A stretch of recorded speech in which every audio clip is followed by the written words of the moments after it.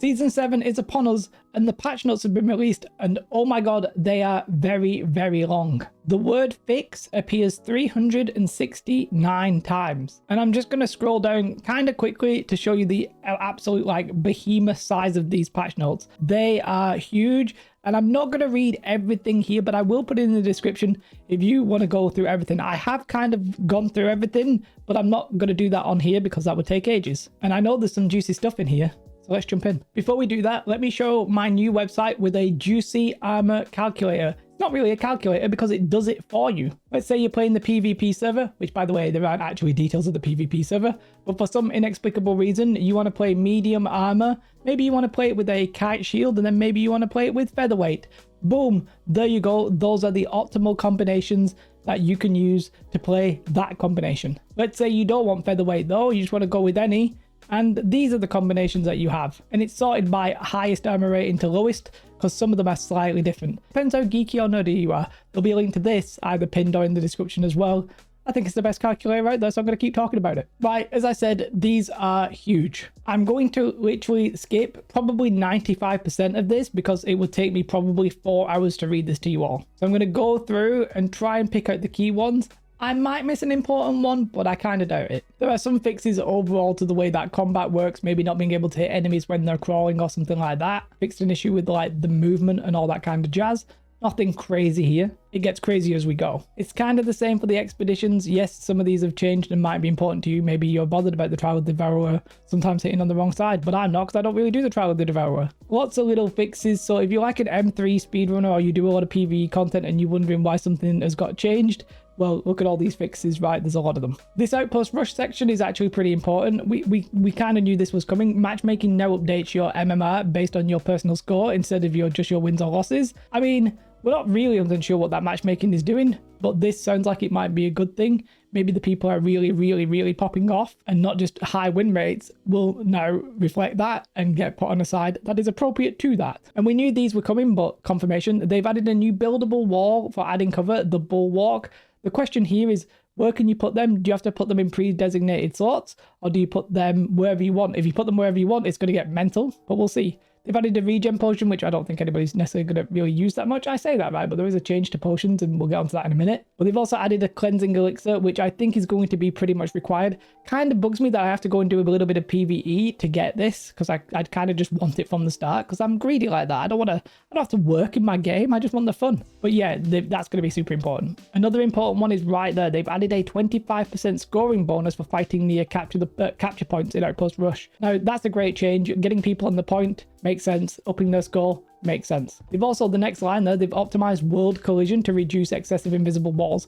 I'm assuming they've changed the geography and the topology rather than just remove the invisible walls, but I don't know, but good. Not many changes to war. I believe there's an outstanding issue with respawns that's not addressed here. They said that's a known issue, but nothing here. Quite a few general fixes. The first one's funny is that you actually could have your ultimate trophy effect cleansed from a player. That's getting fixed. This next one, not really that major, but I enjoy it anyway because it's the most important part of the game.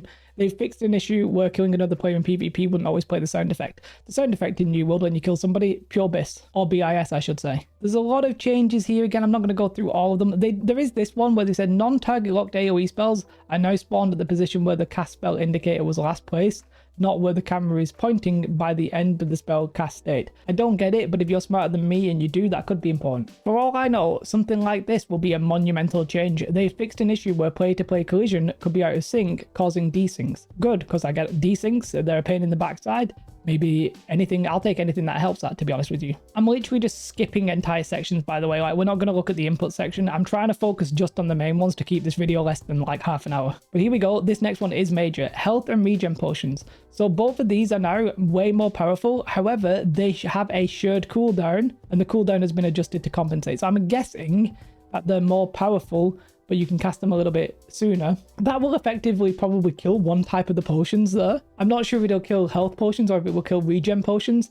Probably kill regen potions, I would guess, because the immediate health is often better than health over time. Depends on the start. Maybe you'll start the fight with a regen potion. Actually, this makes sense. You'll start the fight with a regen potion and then end the fight with a health potion. Okay. And they've been basically moved into a category called survival potions, which all share a cooldown.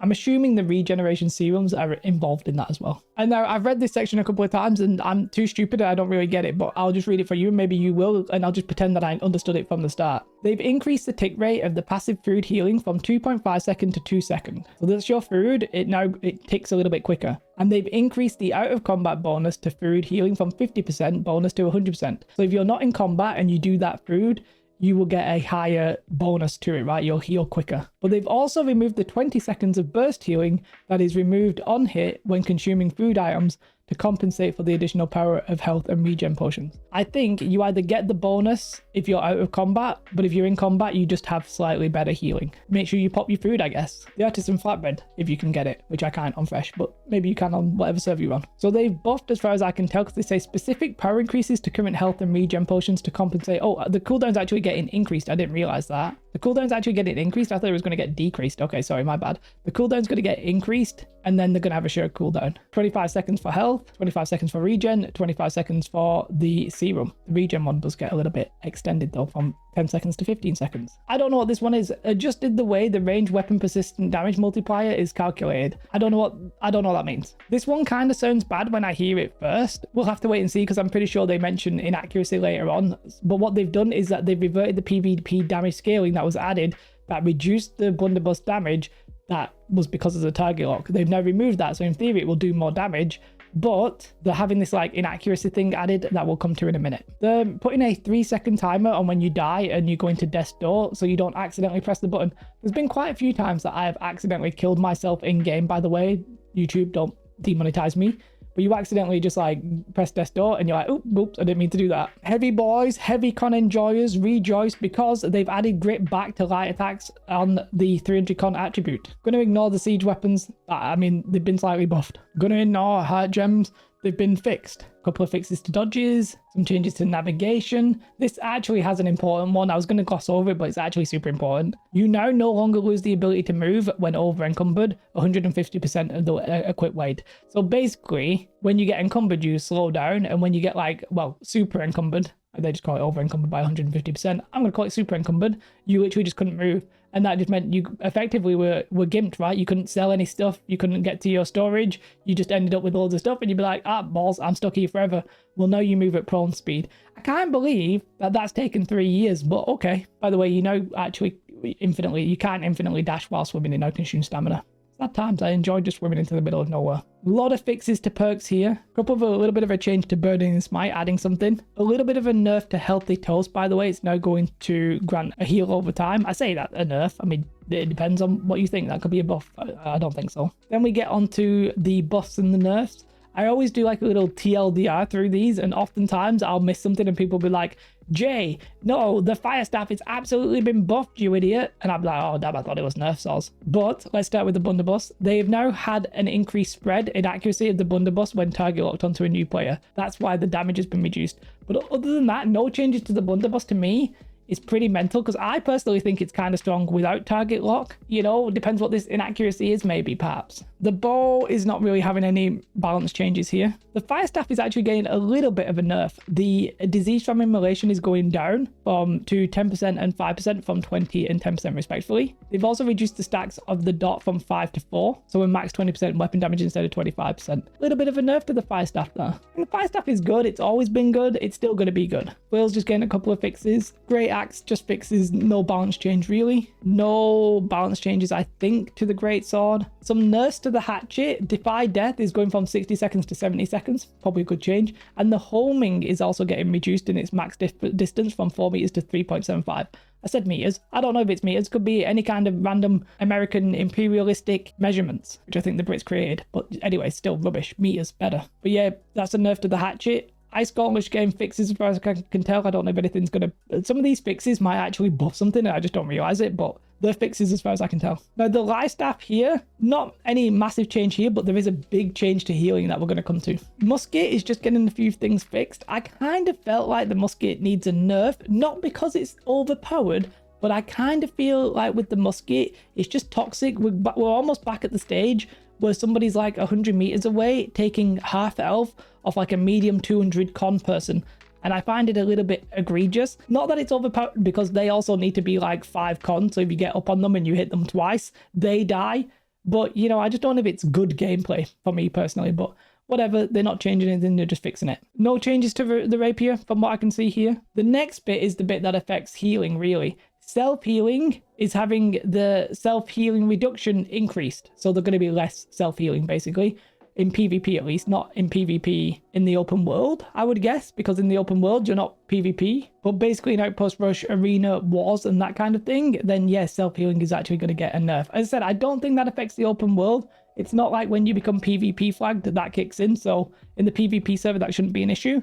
But in general, I think that might be a good change. Healing is always kind of strong, and just like having unkillable healers always feels like a pain. But then the argument is, should you be able to kill a healer? I don't know. Let's not have that conversation right now. Just briefly on this self-healing thing, I don't think it's going to be in the open world, right? But I'm not sure about Wars, actually. I don't know if Wars count as open world because it's like an extension of the open world. And you know, in the PvP server, items are going to drop in the war. I don't know if it applies in Wars. Don't judge me. I don't do them. Then there's a little bit of a buff to light and medium equip loads. So what they're doing is they've slightly reduced the duration of the sprint delay when you get hit. So if you're in light and you get hit, instead of it being 1 second before you can sprint, it's now 0.8. And if you're medium, it's not 0.5. It's now 0.65. I said 0.5 there. I meant 0.75. Don't judge me. They've adjusted the fuel upgrade for flourish and finish. It will now proc only once per tick of the rapier's bleed and not increased by the stack's number of targets on it. So actually, wait, is this kind of sounds like I don't know why it's here and not in the rapier section. I don't know, but that kind of sounds like a nerf. The weird thing is I don't really know anything about the rapier. It's not a weapon I really play, but that could be a nerf.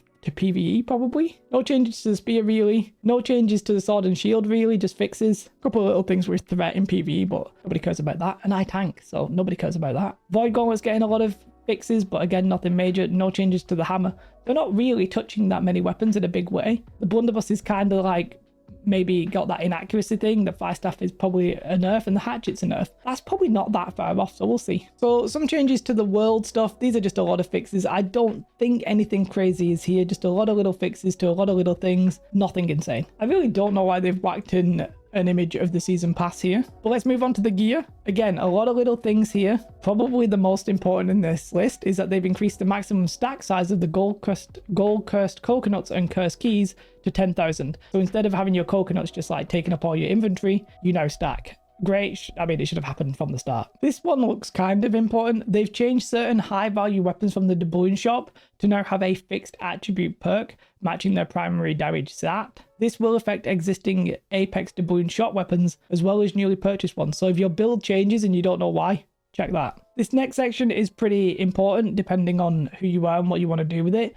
The schematics from the Hive of the Gorgon raid have now had their drop chance increased and more schematics are available. So there's now more 725 gear. They say, in the interest of clarity, since this has been a point of frustration for some players, our intention with these schematics has always been to increase the drop rates and schematic types over time. We wanted these to be limited early on so that there could be some exciting high value drops for players to play around with, but they were not intended to be a farmable item at launch. We are increasing their farmability and will do so again in the future when we release weapon schematics. Now they say farmable, there might be a daily reward here by the way. Later on they mention something and it suggests it's going to be daily. There's also a change to the Gorgonite Inductor raid crafting recipes, the ones where you use the Gorgon essence. Basically, they now no longer give Magnify, and the item, the perk, basically the stat perk is going to be random. You can, however, put in a stat perk and make it so it's not random. So remember, you need to do that, because if you don't, you could end up with like a great sword with focus, and that wouldn't make any sense. So please make sure you do that, otherwise you're going to get a random perk. I kind of wish that they had more of a leaning, just in case you forgot, but okay. The artifacts that were from the Season 6 Battle Pass are now added to the PvP reward track. And now you might be thinking, what about this PvP reward track? It's jank, you've been farming it forever and you've not got anything. Well, the next one kind of helps there. Based on feedback, the way artifacts are available on the PvP reward track has been changed. Artifacts are more likely to show up at all levels. Rather weirdly, it's something like, it was meant to be like 29, 39, not 49, but 59, 69, nice, 79, 89, then it skipped 99, and then you like get them for every like 3 levels or not level 4. It's completely mental after 100, but okay, hopefully this solves this. They also say, and the artifacts are significantly more likely to roll on every level after the PvP track after level 50. Good. This is an absolute pain in the backside, frustration, and I can't believe they left it this long. The next one is pretty major, actually. It's about the M3 rewards. So they say some new resources have been added to raids and mutated expeditions. Add improved access to max gear score. It actually says max. That's Lewis Hamilton in 2021. But they say by combining damaged Gorgon's eyes, which is a daily limited drop from the Hive of the Gorgon and Sandworm. So there is now a reason to do the Hive of the Gorgon, which I assume goes back to the schematics and then makes that worth also doing daily. Maybe they'll drop daily. But you also combine that with mutated dust, which you get from the mutated expeditions, and an Azurite focus, a new crafting material. We don't know where that's from, it just doesn't say. Players can craft an inventory cache for themselves that will grant a few items that can roll up to 725 gear score. Now, that sounds kind of pointless to me if you've already in 725 gear. It's probably a little bit too late, but let's just keep going. Crafting the cache does not require a high trade skill, though the Azurite focus does require a medium level in Arcana. I don't know if that's BOP, probably not, I would assume. These are able to roll raid-specific perks as well as elemental mutation perks. They say we'll be monitoring this in the future, but we're pulling mutations back into the endgame reward loop with this change. I'm not convinced if it's rolling up to 725 with random perks, but you know, maybe they're going to be very good. A couple of changes to some dungeons, but I don't think anything important. Big changes to a lot of little things here. I mean, I'm not reading them because this one's like fixed animation playing twice when hooking a fish too late. I'm like, yeah, maybe, okay, but they're all like that. I don't really care too much, to be honest with you. If you really want to know everything, go read the notes. This next one's kind of important though. The loot bags generated by players now won't spawn in the earth. They're actually going to be touching the ground where they were last there. That means there's no like floating bags. That's going to be important for the PvP server. This next one, I mean, for the people who play this, like me, it's kind of important. They have reduced the 3v3 arena pre-match duration to 75 seconds instead of 90 seconds. So, well, I mean, that's huge. I saved 15 seconds in my life. Oh, I missed one. I missed an important one. Fixed an issue causing some mount attachments and charms not to drop as intended. So if you were on fresh, you literally couldn't get any of the mount charms. So people will probably start farming Brute and the other one, that priest person. That's going to be a pain in the backside. It is what it is. Good news if you play fresh though. Well, good news if you just don't have them, I guess. But yeah, I think that's pretty much all of the important ones. If I did miss any, I'll try and like leave a pinned comment with whatever I missed. But there's, I mean, like, look, guys, there's so many fixes, right? It's absolutely insane. They said the word fix appears over like 350 times. It's pretty crazy. Now, a couple of important questions that you might be asking, which we don't have information on, is what time are the PvP servers? All that kind of jazz. There's no news on that right now. Apart from the fact we now know that the downtime will be tomorrow morning. So the downtime in the UK is going to be 1 p.m. in the UK, early morning. So if you're in America, you'll wake up and it'll probably be live. If you're in the UK, it's going to be the afternoon. If you're in Australia, it's completely middle of the night and middle of the morning. And you probably shouldn't play until you wake up. I assume the PvP servers will go live there. If you want to play with me, everybody's welcome. We're going to go purple. In the Discord, I'll just ping everybody with a faction because it's going to be too hard to find out who wants to know and who doesn't want to know. I said faction then. I'll ping everybody with the server. We are going purple, boys. And don't forget to check out my armor weight. I almost want to change the name. It's not really a calculator. It's just optimal armor weight. It's huge. It's an easy, good tool to use. No spreadsheets, no nothing. Get on it. Have a beautiful day. Like and subscribe. Goodbye.